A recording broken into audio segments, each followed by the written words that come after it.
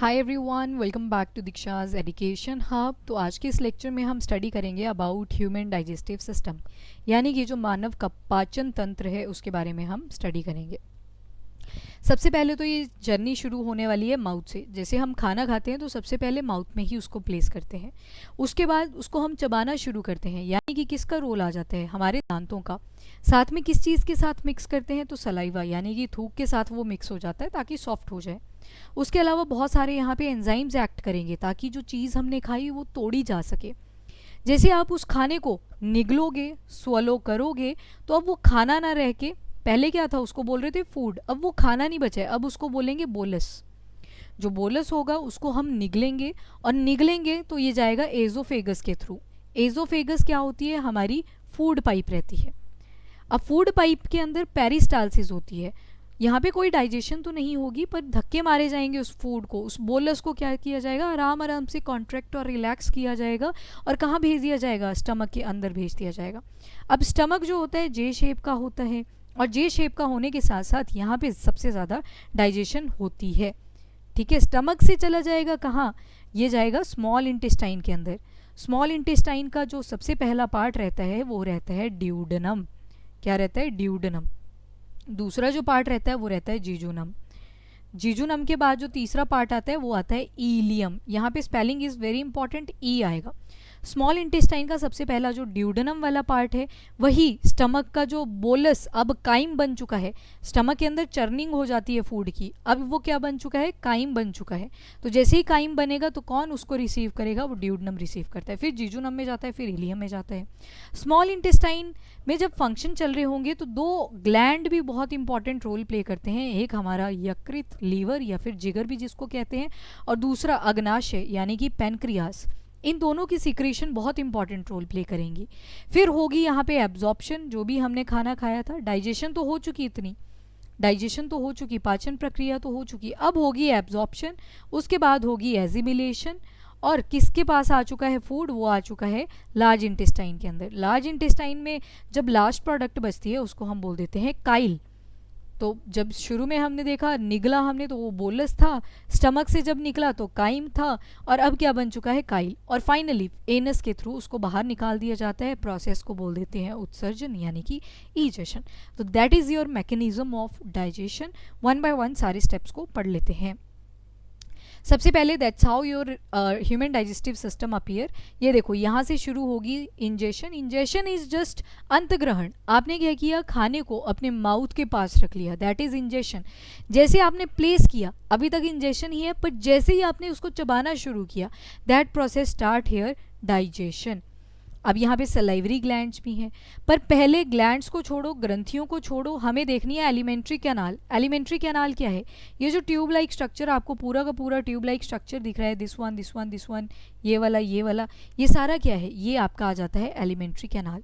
वैसे कुछ ग्रंथियाँ हैं जो अपनी कुछ ना कुछ सिक्रीशन छोड़ेंगी। जैसे एक आ जाती है आपकी सलाइवरी ग्लैंड्स। सलाइवरी ग्लैंड के 3 पेयर मिलेंगे, हमें 3 पेयर मिल जाते हैं।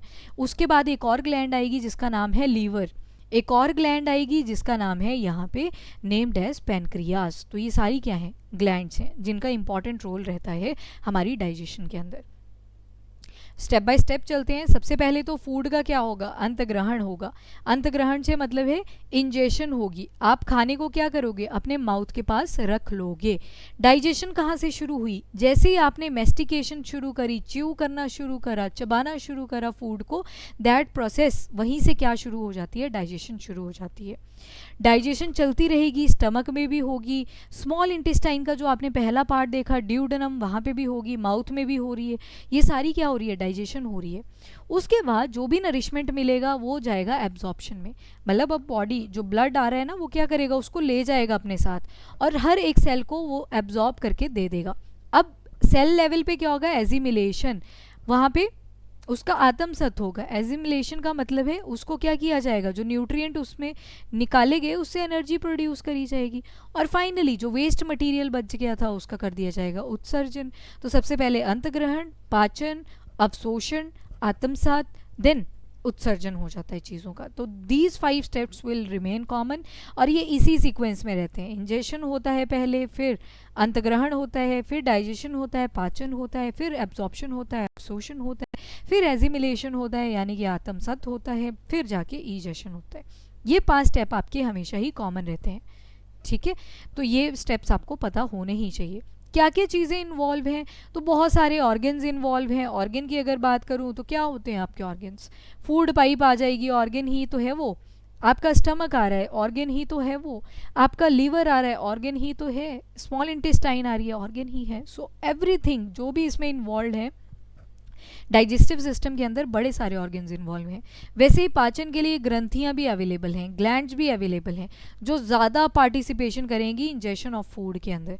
जो आपने खाना लिया उसको और सिंपल बनाना है, तो उसमें ग्लैंड्स भी बहुत ज़्यादा हेल्प करते हैं। ग्लैंड्स के अंदर क्या क्या चीज़ें होती हैं, स्पेशली होते हैं एंजाइम्स, जो चीज़ों को तोड़ मरोड़ करेंगे, ठीक है। फिर आती है एलिमेंट्री कैनाल। एलिमेंट्री कैनाल जो होती है कॉन्टिन्यूअस ट्यूब रहती है आपकी, जो शुरू होती है माउथ से और कहाँ तक चल रही है आपकी, लार्ज इंटेस्टाइन तक। टोटल लेंथ इसकी 9 मीटर की रहती है। 9 मीटर में से 6 मीटर तो स्मॉल इंटेस्टाइन की ही होती है। ऑल्दो स्मॉल इंटेस्टाइन को हम छोटी आंत क्यों बोल रहे हैं, जबकि 6 मीटर की इसकी लेंथ है, क्योंकि ये काफ़ी नैरो होती है, संकरी होती है, पतली होती है, जिसकी वजह से ये लार्ज इंटेस्टाइन के डायमीटर के साथ अगर कंपेयर करोगे तो इसका डायमीटर बहुत कम होता है। जहाँ पे आपके लार्ज इंटेस्टाइन का 2 मीटर से 4 मीटर 4 मीटर से 6 मीटर तक चला जाता है, इसका बहुत कम रहता है। तो उस वजह से हम बोलते हैं कि जो ये इंटेस्टाइन है ये स्मॉल वाली होती है। डाइजेस्टिव ग्लैंड्स भी प्रेजेंट हैं, ग्रंथियाँ भी प्रेजेंट है, जैसे कि आपकी सलाइवरी ग्लैंड्स आ जाएंगी, लीवर आ जाएगा, पेनक्रियाज आ जाएगा, तो ये ग्लैंड्स भी प्रेजेंट होती हैं। अब शुरू होती है जर्नी माउथ से। माउथ लिप्स से बाउंडेड होते हैं, मूवेबल होते हैं, और लिप्स जो होते हैं हमें फोनेशन में हेल्प करते हैं, बोलने में हेल्प करते हैं, स्पीच में हेल्प करते हैं। बक्कल कैविटी आ जाएगी। जैसे ही आप खाना चबाना शुरू करोगे तो दांतों का इंपॉर्टेंट रोल प्ले होगा, जीभ का इंपॉर्टेंट रोल प्ले होगा। टंग की अगर बात करें तो टंग के ऊपर मस्कुलर होती है ना ये, और इसके ऊपर सेंसरी ऑर्गन होते हैं जिसका नाम है गस्टेटरी। गस्टेटरी ऑर्गन रिसेप्टर जो होते हैं वो हमें टेस्टिंग में हेल्प करते हैं, कौन सी चीज़ नमकीन है, कौन सी चीज़ टेस्टी है, कौन सी नहीं है। तो उस चीज़ों में कौन हेल्प करता है हमें, गस्टेटरी रिसेप्टर्स। और उसके अलावा हमारी जो टंग होती है मूवेबल होती है, इसी की वजह से हम बोल पाते हैं। टेस्ट बड्स यहाँ पे प्रेजेंट है, फूड को मिक्स कर देती है सलाइवा के साथ, फूड को निगलने में हेल्प करती है। और अब फूड जब हम चबा देते हैं तो क्या बन जाता है, बोलस बन जाता है, काफ़ी पेस्टी होता है और सॉफ्ट होता है, क्योंकि सलाइवा ने इसको सॉफ्ट कर दिया। उसके अलावा टीथ को साफ करने में हेल्प करती है। कभी कभी दांतों के अंदर कुछ फंस जाता है तो टीथ की हेल्प से, जो टंग रहती है उसकी हेल्प से आप उसको साफ कर रहे होते हो। फोनेशन में ये भी हेल्प कर रही है आपकी, ठीक है। तो ये एलिमेंट्री कैनाल है। सबसे पहले हमें टीथ पढ़ने पड़ेंगे। टीथ जो होते हैं पहले तो ज़िंदगी में 2 तरह के आते हैं। एक रहते हैं आपके मिल्क टीथ, जिनको हम टेम्परेरी टीथ भी बोलते हैं, दूध के दांत भी बोलते हैं। ये टोटल होते हैं 20, ऊपर और नीचे के अगर जोड़ दें, मैक्सिला और मैंडिबल के जोड़ दें तो टोटल आते हैं 20। मैंडिबल में भी होते हैं और मैक्सिला में भी होते हैं, 10 मैक्सिला में, 10 मैंडिबल के अंदर। फिर ये दांत टूटते हैं, फिर हमें आ जाते हैं परमानेंट टीथ, स्थायी दांत भी जिनको बोलते हैं, स्थायी, यानी कि अब अगर टूटे तो नहीं आएंगे दोबारा। ये टोटल मिलेंगे आपको 32, 16 ऊपर 16 नीचे, 16 मैक्सिला में, 16 मैंडिबल में।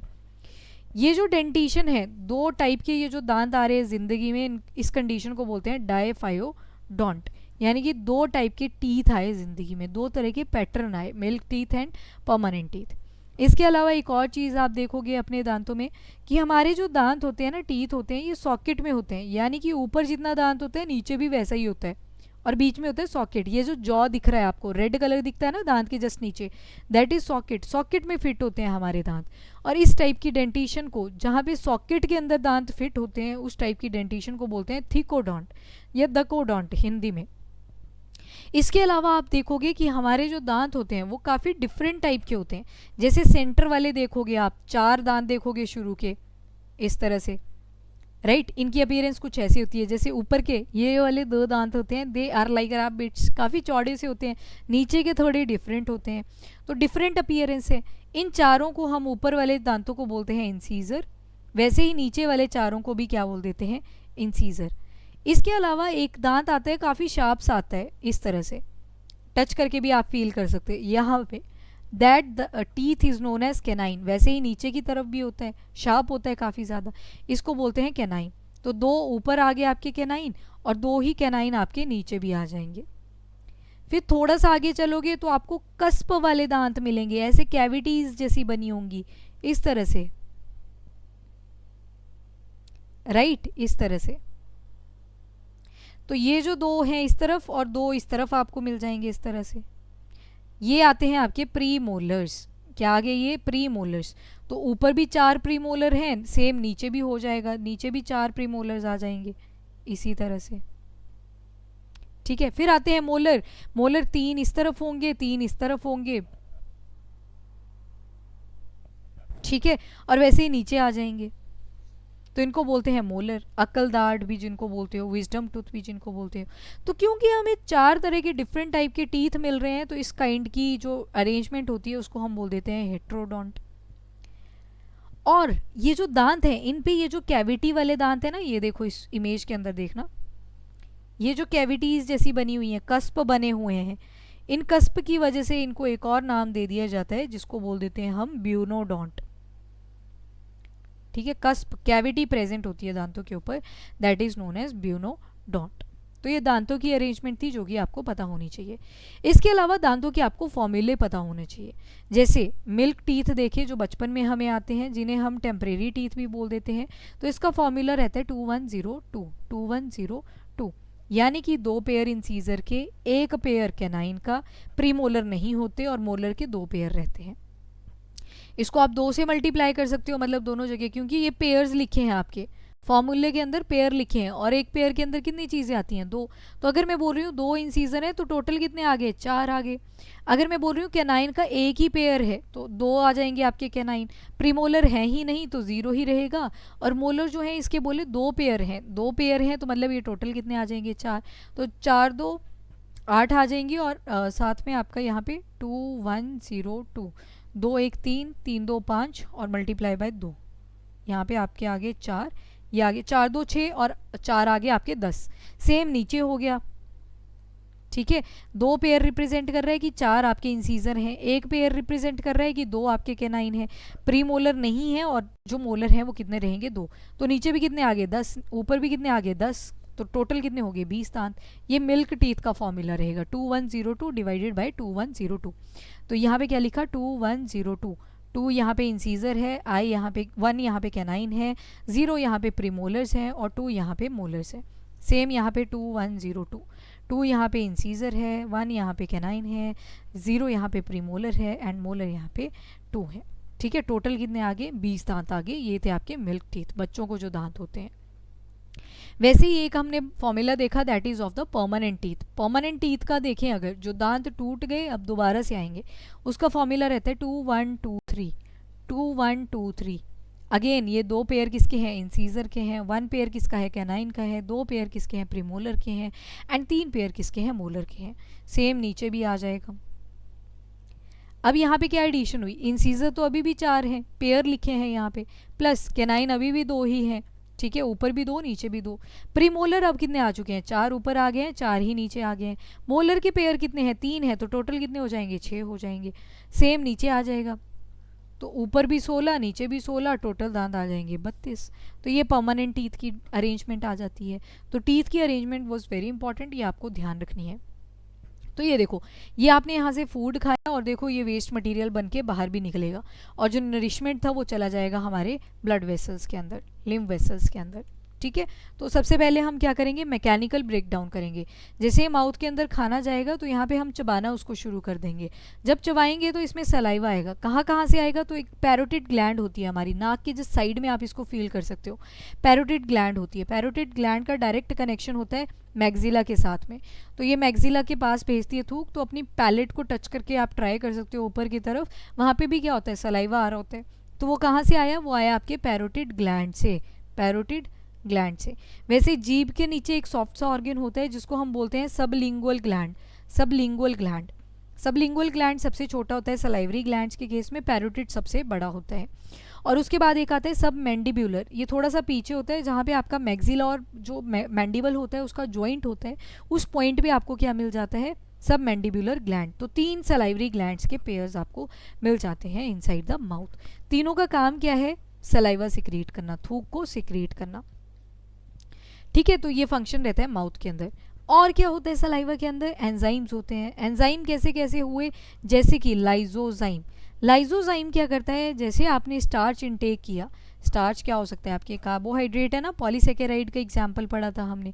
तो स्टार्च को जैसे ही चबाना शुरू किया, हो सकता है इसके साथ कोई बैक्टीरिया आ गया हो सकता है इसके साथ कोई वायरस आ गया हो, कोई भी यहाँ पे पैथोजन आ सकता है। तो जो आपका ये लाइजोजाइम है माउथ के अंदर, ये ट्राई करेगा कि इसको यहीं पे ख़त्म कर दे। तो that is the function of lysozyme. तो यहाँ पे हमने टीथ देख लिए, हार्ड होते हैं, कटिंग में हेल्प करते हैं, च्यू करने में हेल्प करते हैं, मेस्टिकेशन में हेल्प करते हैं। तो these are the functions of your teeth. Socket के अंदर होते हैं, तो इसी वजह से थिकोडोंट बोला। टीथ जो होता है ना, ये वाला डेंटाइन होता है, और इसके बाहर से एक पतली सी लेयर और होती है, which is hardest substance in the human body. Bone से भी हार्ड क्या होता है? वो होता है आपका इनेमल। इनेमल बना होता है कैल्शियम हाइड्रोक्सी एपेटाइट का, और ये जो डेंटाइन होती है ना अंदर, ये बनी होती है कैल्शियम फॉस्फेट की। 2 सेट्स होते हैं हमारे टीथ के, जिसको हमने बोल दिया डाइफायोडोंट। कौन कौन से? एक होते हैं मिल्क या फिर टेम्परेरी टीथ, फॉर्मूला रहता है 2102 ऊपर भी, और परमानेंट टीथ यानी कि 2123 ऊपर भी या नीचे भी। 4 तरह के टीथ होते हैं, तो इस कंडीशन को हमने बोल दिया हेट्रोडोंट। इंसीजर आ रहे हैं, ये देखो शुरू के जो 4 दांत दिख रहे हैं इंसीजर हैं, आगे शार्प 2 दांत दिख रहे हैं, दीज आर कैनाइन। फिर ये कस्प वाले दिख रहे हैं, 2 देखो इधर आगे, 2 इस तरफ आगे, 4 आगे ना, प्रीमोलर 2 ही पेयर पड़े हमने। एंड ये 3 जो हैं अगले 3 जो है यहाँ पे 6 ऊपर हैं 6 ही नीचे हैं, इनको बोल दिया मोलर्स। सलाइवरी ग्लैंड के हमने 3 पेयर देखे, एक कान के पास पैरोटिड, एक सब मैक्सिलरी है जिसको सब मैंडिब्यूलर भी बोलते हैं, ये बिल्कुल जॉइंट पे प्रेजेंट होता है। और दूसरा देखा हमने, तीसरा देखा सबलिंगुअल, जीभ के जस्ट नीचे आप फील करोगे यहाँ से पानी सिक्रीट होता है, सलाइवा सिक्रीट होता रहता है। लगभग 1 से लेके 1.5 लीटर सलाइवा जो है वो पर डे सिक्रीट होता है। पीएच की अगर बात करें तो पीएच रहती है लगभग 6.7। तो ये देखो यहाँ पे लोकेशंस अगेन, पैरोटिड ग्लैंड ये आ गया, ये सब मैंडिब्यूलर ग्लैंड मिल जाएगा आपको, ये सब लिंगुअल आ जाएगा। तो यहाँ से हमने डाइजेशन शुरू कर दी है। फिर आते हैं फेरिंग्स। ये देखो फेरिंग्स, नाक की जो कैविटी होती है और जो माउथ की कैविटी होती है वो एक पॉइंट में आके मिलते हैं, जिस पॉइंट को हम बोलते हैं फेरिंग्स। फेरिंग्स को ही ग्रसनी भी बोल देते हैं हिंदी में। तो common passage for food and air is known as pharynx. फिर उसके बाद एक पॉइंट आता है, जो आपकी विंड पाइप होती है वो आगे की तरफ होती है, उसके पीछे फूड पाइप होती है। तो खाना विंड पाइप के अंदर ना चला जाए, तो यहाँ पे एक फ्लैप लाइक स्ट्रक्चर होता है, एक ढक्कन की तरह स्ट्रक्चर होता है। जैसे ही फूड नीचे को आता है, ये ढक्कन बंद हो जाता है ताकि विंड पाइप के अंदर फूड ना जाए। इनकेस अगर फूड पाइप की जगह विंड पाइप में थोड़ा सा खाना चला भी जाता है, तो आप खांस देते हो और खांसी में वो खाना निकल आता है बाहर। वैसे आपका आता है ईजोफेगस। ईजोफेगस जो है वो एक्चुअल में आपकी फूड पाइप है, ठीक है। तो ईजोफेगस, तो पहले फेरिंग्स क्या है? तो डाइजेशन और रेस्पिरेशन दोनों के लिए कॉमन पैसेज है। जैसे ही आप मेस्टिकेट करके स्वॉलो करने लगते हो, तो यूव्यूला होता है एक। यूव्यूला कहाँ पे देखा आपने? ये देखो, ये जो लटका होता है ना सब्सटेंस, ऑब्जर्व करना, सांस लो अभी, और आप नोटिस करोगे गले के पास में ऊपर जैसे आपको फील होगी वो हवा, क्योंकि यहाँ पे कॉमन पैसेज है, फेरिंग्स है। यूव्यूला क्या करता है? इसको बंद कर देता है नाक वाले चैम्बर को जब खाना जाता है नीचे की तरफ, अदरवाइज वो नाक के थ्रू बाहर भी आ सकता है ना, यूव्यूला बंद कर देता है नेजल वाली कैविटी को। उसके अलावा नेक्स्ट हम देखेंगे अबाउट द एजोफेगस। फूड पाइप जो होती है आपकी, ये वाला जो पाइप लाइक स्ट्रक्चर है ना, that is food pipe. Narrow tube होती है, काफ़ी पतली होती है, ब्रिज की तरह एक्ट कर रही है, फेरिंग से शुरू हो रही है और कहाँ पे एंड कर रही है? स्टमक में एंड कर रही है। ये इमेज देखो ध्यान से, यहाँ से शुरू हुई और यहाँ पे एंड करेगी, स्टमक के अंदर एंड करेगी। स्टमक में एकदम से ना गिर जाए फूड, इस वजह से एजोफेगस के अंदर एक प्रोसेस होती है जिसको हम बोलते हैं पेरिस्टाल्सिस। पेरिस्टाल्सिस क्या करता है? फूड को आराम आराम से धकेलता है, ठीक है। फूड, अब देखो हमने माउथ के अंदर चबाया था ना खाना, तो माउथ के अंदर एक एंजाइम होता है जिसका नाम है टाइलिन। टाइलिन जो है इसको सलाइवरी अमाइलेज भी बोल देते हैं। ये क्या करता है? स्टार्च को तोड़ता है इनटू डेक्स्ट्रिन हो गया, माल्टोज हो गया, मतलब छोटे कंपोनेंट्स में तोड़ रहा होता है। अब ये टाइलिन जब हमने बोलस को निगला था तो इजोफेगस में भी आ जाता है, टाइलिन का फंक्शन इसके ऊपर चला ही रहता है। फिर फाइनली फूड कहाँ पे रीच करता है? स्टमक के अंदर। तो अगर क्वेश्चन पूछ लिया जाए पेरिस्टाल्सिस मूवमेंट सबसे ज़्यादा कहाँ पे होती है? वो एजोफेगस में होती है। ऑल्दो पूरी एलिमेंट्री कैनाल के अंदर होती है, बट जो सबसे ज़्यादा रहेगी वो कहाँ पे मिलेगी आपको? एजोफेगस के अंदर मिल जाती है। यहाँ पे कोई ग्लैंड प्रेजेंट नहीं होता जो कि डाइजेशन में हेल्प करे। म्यूकस ग्लैंड तो प्रेजेंट होता है क्योंकि गिल्ला भी तो रखना है एसोफेगस को, अदरवाइज तो फ्रिक्शन हो जाएगी। तो फ्रिक्शन ना हो उस वजह से यहाँ पे क्या प्रेजेंट होता है, म्यूकस ग्लैंड होते हैं। पर जो म्यूकस ग्लैंड है, जैसे थूक होता है ना मुंह के अंदर, वैसे ही हमारी पूरी बॉडी के अंदर म्यूकस भी प्रेजेंट होता है। तो ये जो म्यूकस होता है ये हेल्प करता है सॉफ्टनिंग ऑफ फूड में। स्टमक के बारे में देखेंगे इन द नेक्स्ट लेक्चर। अभी के लिए इतना ही। If you like the video, do like and share as well as subscribe the channel. Till then, bye bye, take care, thank you and have a nice day, keep studying, keep watching.